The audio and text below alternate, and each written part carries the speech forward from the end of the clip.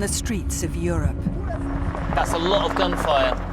Okay, let's go, Get in the car! This is the battle for our survival and our existence. People living in fear. It feels really like really dark hours.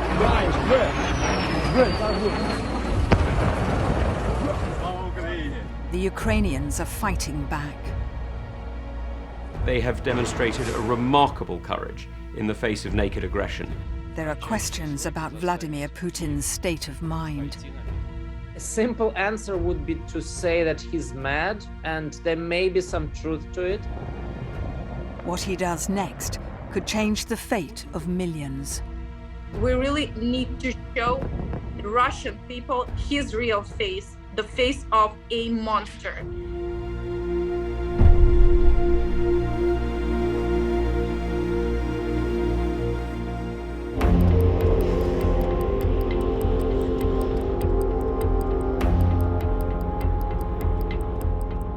Within hours of Vladimir Putin ordering his forces to invade Ukraine, my colleague Paul Kenyon witnesses one of the first battles of the war.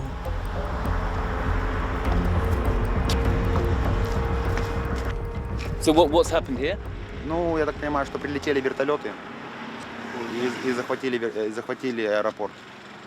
Говорят, что уже шли наши гвардейцы, и уже, то есть, как бы аэропорт захвачен, нам сказали. And we've just heard from some locals who've been just crouching down here because there's been a lot of gunfire, that they're Russian soldiers, that the Russians have taken over this airport, which is just on the outskirts of Kiev.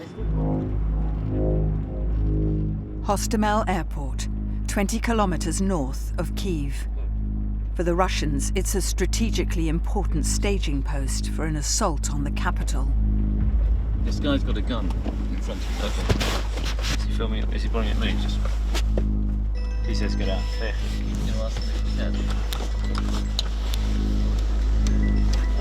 Мы из BBC, телевидение BBC, можно говорить? Yeah. Okay, sure. Those are Russians. We had to dip the camera then beneath the dashboard, and those soldiers told us to get away. They pointed the guns at us. So, but just as we were going, we noticed that they didn't seem to have Ukrainian emblems on them, and we think they were Russian soldiers.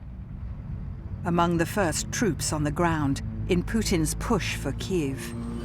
If they thought the Ukrainians would be a pushover, they were wrong. That's gunfire again, isn't it? It's not where we just were, otherwise it would have been much louder. Video posted online shows the Ukrainian counterattack.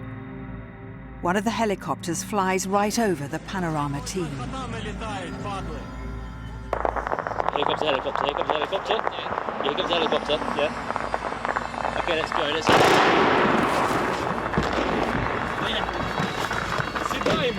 Get in the car! Двери! Да мы задержали тут одного, поэтому мы Though the Ukrainians retook the airport, since then it's fallen back into Russian hands.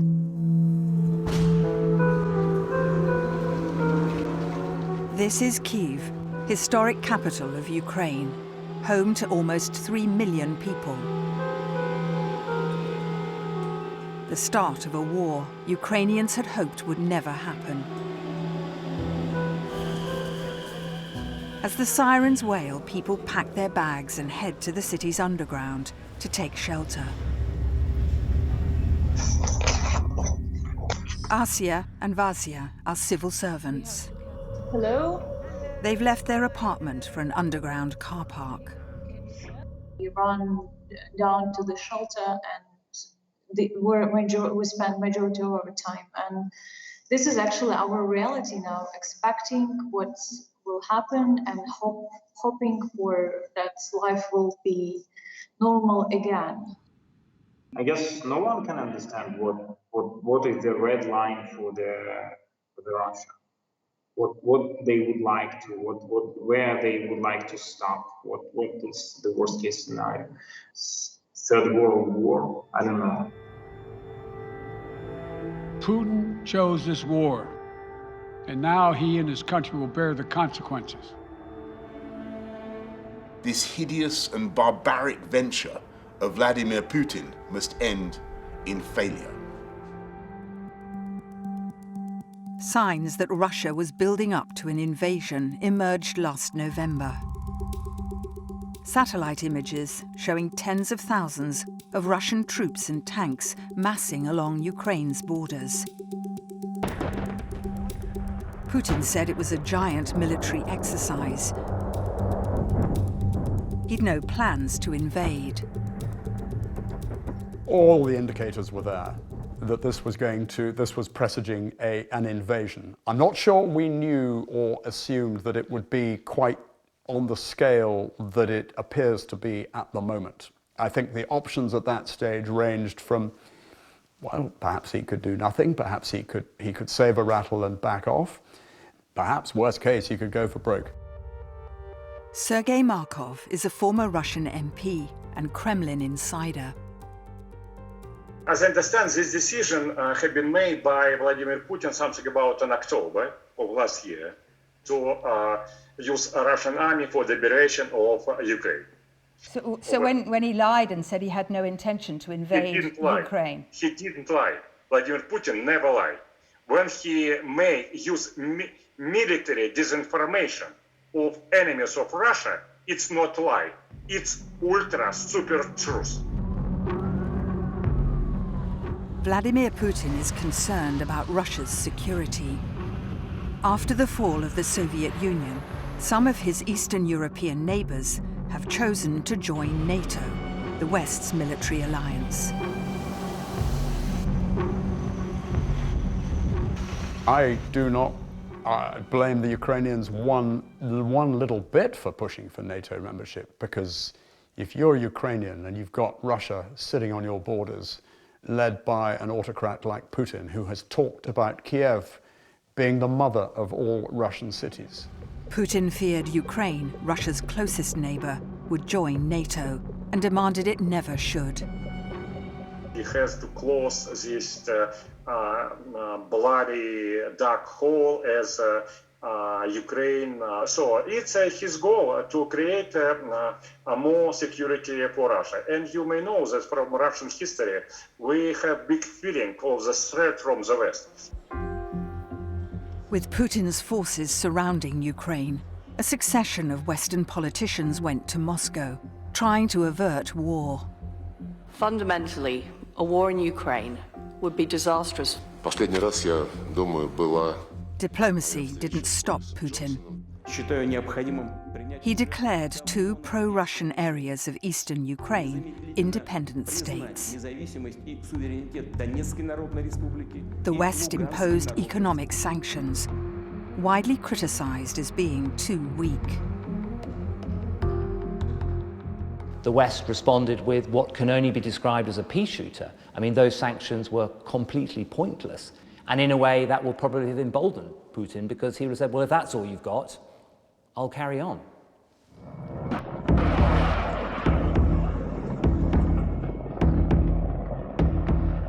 At 5 a.m. last Thursday, Russian forces crossed Ukraine's borders, from the north, the east, and the south. Images of the invasion started to emerge. Snatched video of a tank crushing a car. A plane shot down over Kyiv.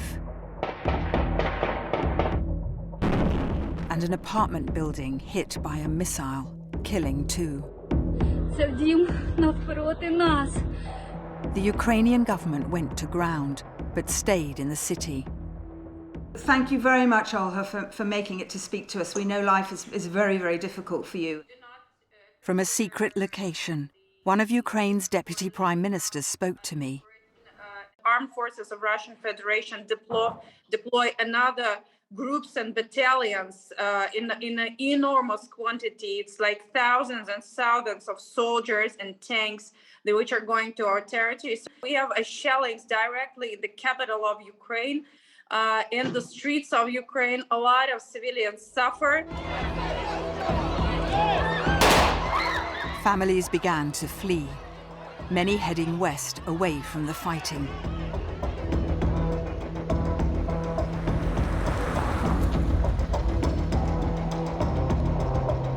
Second day of invasion in Odessa. Ksenia, a business manager, lives in Odessa, home to Ukraine's navy.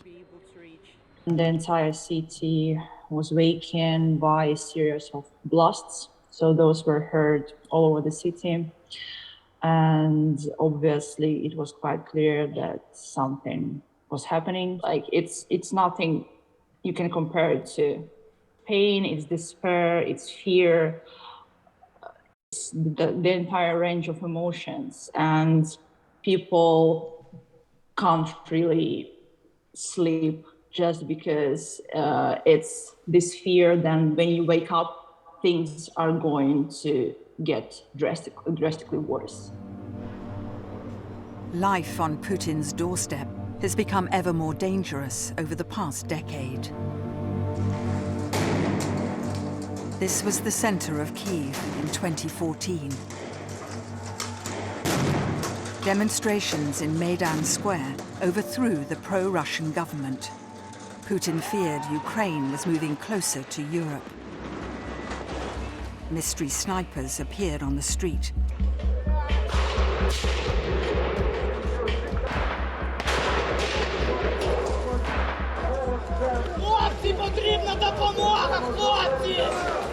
People here blamed Russia.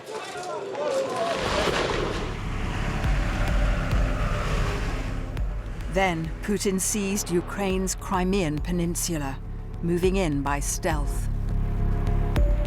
We saw the unmarked vehicles. We saw the soldiers in uniform without insignia, faces covered with balaclavas, and it was very obvious what was happening. And it was a very professional, sophisticated operation. My colleague Paul was in Crimea for Panorama when Putin's supporters took over.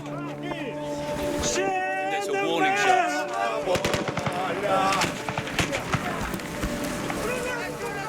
Who are you? Go on. Go on. Okay. Please go on. We should go on, because it's actually quite a tense situation here. You can see this is a Russian-controlled area now. Pro-Moscow separatists also seized Russian-speaking parts of eastern Ukraine.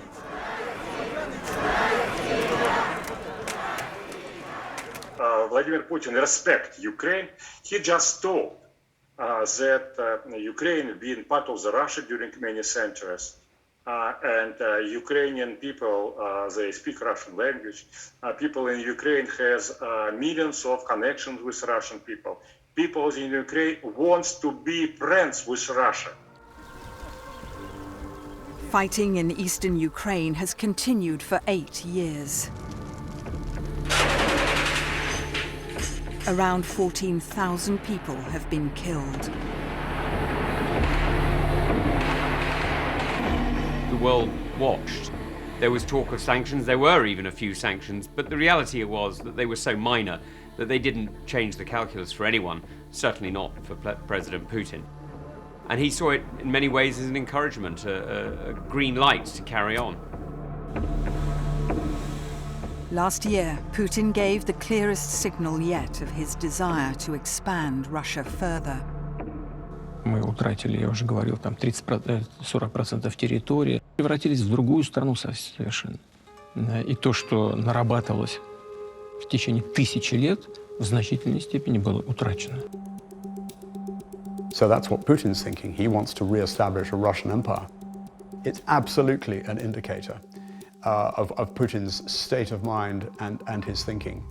And this dressing up in a historical context to give it greater resonance and credibility with the Russian people.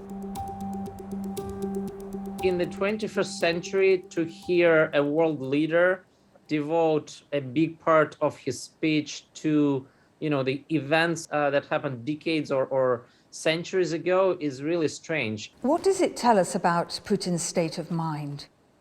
A simple answer would be to say that he's mad, and there may be some truth to it. I am looking today at a different Putin from the man that I dealt with.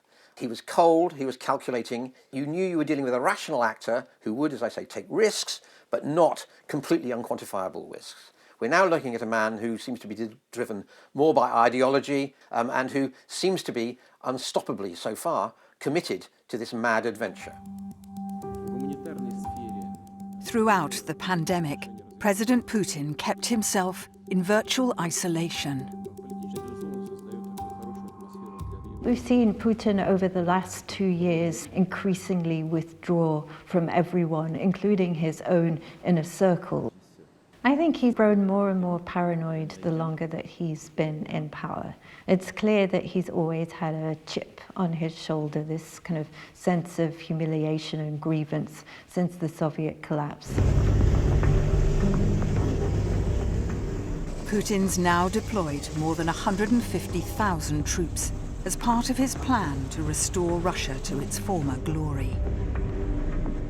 He said he wanted to demilitarize Ukraine and drive out what he called its neo-Nazi government. It's a pretty extraordinary claim to make about a state that has a president and a prime minister, both of whom are Jewish. Why was that language being used by Putin and his circle? Well, it's a classic piece of KGB disinformation. It's an attempt to label your enemy as something unacceptable. This is the man facing down Putin, Ukraine's President Volodymyr Zelensky. A former comic actor, he'd only been a politician for 3 years. Президент тут. Всі ми тут. Наші військові тут. Громадяни суспільства тут. Всі ми тут. Захищаємо нашу незалежність, нашу державу. І так буде й далі.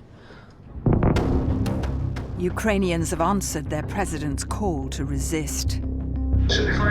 Oh, well done, Svatoslav. 26-year-old MP Svatoslav Yurash is organizing volunteers. I'm at the moment trying to get more weapons. Various people who are appealing to me to try and join the fight. And the point here is that we are giving everybody who wants to defend Ukraine a chance to do it. The battle for our survival and our existence. So we have no other choice but to stand our ground. That means we are bringing everybody into the fight. We are bringing everyone to the fight because this is a fight for our very existence. A recruiting station in Kyiv where residents are signing up. So tell me, are you normally a military person or are you just signing up today? No, I am a lawyer. You're a lawyer? A lawyer. Безумовно, це невідворотньо, і нам прийдеться вступити в бій для того, щоб захистити свій рідний Київ, свою Україну і звільнити цю територію від російських ворогів. How do you feel wearing these and carrying an AK-47? It's not normal for me. But I needed it. It's my country. Do you know how to it's use my duty. Do you know how to use this? No. But I will be used. Are you nervous? A little bit. It's normal. What? We must go. Yeah, you go. Hey. I've been incredibly impressed by the raw coverage of ordinary Ukrainians, of Ukrainian border guards, of Ukrainian soldiers who have stood and fought. The Ukrainians are pretty well equipped, they're pretty well organized, and they know how to fight. And they're fighting for their homeland, and they will be inspired by a desire to get at the Russians for violating the sanctity of Ukraine, and rightly so.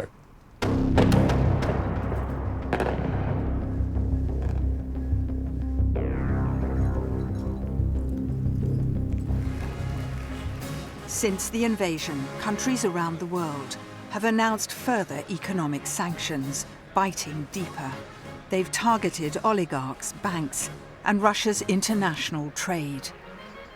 The state banks that have been sanctioned by both the US and the UK and the EU are really integral to the Russian economy. We're already seeing a run on the banks. People are queuing to change money and to take out their deposits. So Putin is really facing a backlash which he's never experienced before. Sanctions are a blunt instrument. It's not a silver bullet that changes behaviors of dictators such as Putin. But I think these sanctions, they do decrease support for Putin among his close and wider circle. It will affect Putin, but you may know the Russian history. More pressure against Russia, more stronger Russian response. So more sanctions, your sanction against Russia, more Russian people support Vladimir Putin. Russia's invasion has now caused more than 500,000 Ukrainians to flee the country. We have spent 9 hours in the traffic jam leading to the border. Ksenia is one of them. She's now at the Moldovan border. A brisk 15-minute walk and finally I'm at the border. Checkpoint Palanka.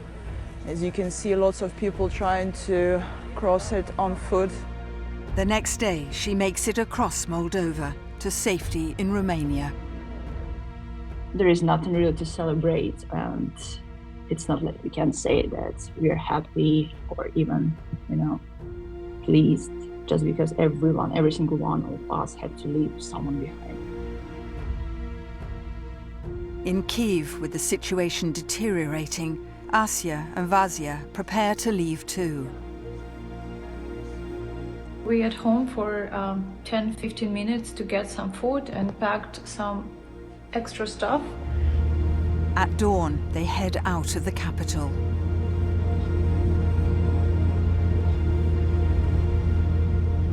I felt such a panic attack. They might bomb even your house and you're gonna die. So we decided that even if it's could be dangerous, we should leave. And we should try to move somewhere where it's less dangerous. Putin's forces are moving closer to Kyiv.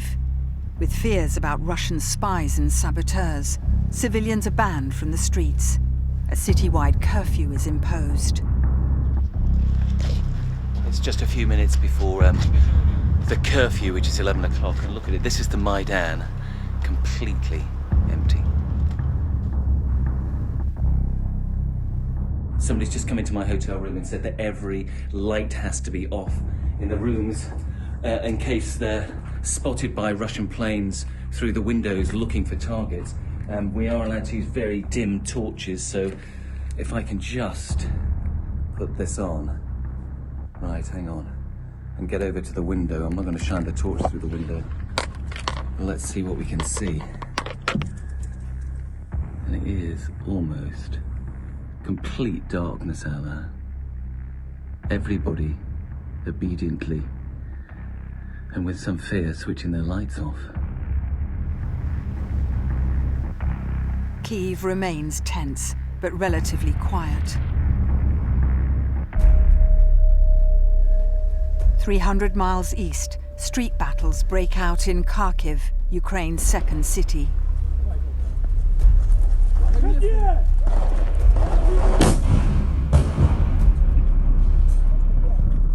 Fierce fighting continued there today.